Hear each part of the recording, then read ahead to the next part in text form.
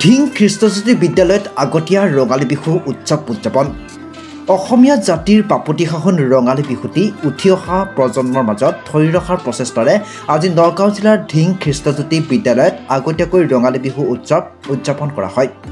আজি ছাত্ৰ ছাত্ৰীৰ লগতে শিক্ষক শিক্ষয়িত্ৰীসকল উপস্থিত থাকি উদযাপন কৰা ৰঙালী বিহু মঞ্চ উদ্বোধন কৰে ঢিং মহাবিদ্যালয়ৰ অধ্যক্ষ ডক্টৰ বিমান হাজৰিকাই। শুভ ৰাতিপুৱা। বিগত বছৰবোৰৰ দৰে এইবাৰো আমাৰ ঢিং খ্ৰীষ্টজ্যোতি স্কুলে বিহু পতাৰ মানসে ঢিং অঞ্চলৰ সকলো জনগোষ্ঠী ভাষা বৰ্ণ নিৰ্বিশেষে আমাৰ খ্ৰীষ্টজ্যোতি স্কুলত আজি এখনি বিহু পতাৰ আয়োজন কৰিছে। গতিকে সকলোলৈকে এই ৰঙালী বিহুৰ আৰু নতুন বছৰৰ শুভেচ্ছা যাচিলোঁ। নমস্কাৰ। ছাত্ৰ ছাত্ৰীসকলৰ বিহু নৃত্য, জেং বিহু, হুঁচৰি আদি পৰিৱেশন কৰাৰ লগতে শিক্ষয়িত্ৰীসকলেও বিহু নৃত্য, জেং বিহু আৰু হুঁচৰি পৰিৱেশন কৰে। অনুষ্ঠানত প্ৰায় 2 শতাধিক অভিভাৱক অভিভাৱিকা উপস্থিত থকা সকলোকে বিহু প্ৰদৰ্শনে আপ্লুত কৰে। বিদ্যালয়খনৰ ছাত্ৰ ছাত্ৰী তথা শিক্ষক শিক্ষয়িত্ৰীসকলে অসমীয়া জাতিৰ বাপতি সাহোন ৰঙালী বিহুটি যেন ধৰি ৰখাৰ প্ৰচেষ্টা অব্যাহত ৰাখিছে। মৈৰাবাৰীৰ পৰা ৰফিকুল ইছলামৰ ৰিপৰ্টাৰ লাইভ অসম। নমস্কাৰ। সকলোলৈকে বাপতি সাহোন ৰঙালী বিহুৰ লগতে অসমীয়া নৱবৰ্ষৰ আন্তৰিক ওলগ আৰু অভিনন্দন জ্ঞাপন কৰিছোঁ।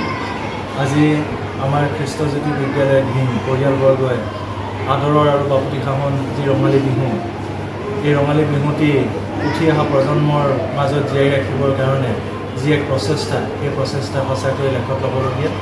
বিদ্যালয়ৰ অধ্যক্ষ মহোদয়ৰ তত্বাৱধানত আমি বিদ্যালয়ৰ পৰিয়ালবৰ্গই অতি উলহ মালহেৰে প্ৰাক ৰঙালী বিহু উদযাপন কৰি যি এক আনন্দ আৰু সৌহাৰ্দ্যমূলক অনুষ্ঠান হিচাপে পৰিগণিত লাভ কৰিবলৈ সক্ষম হ'লোঁ।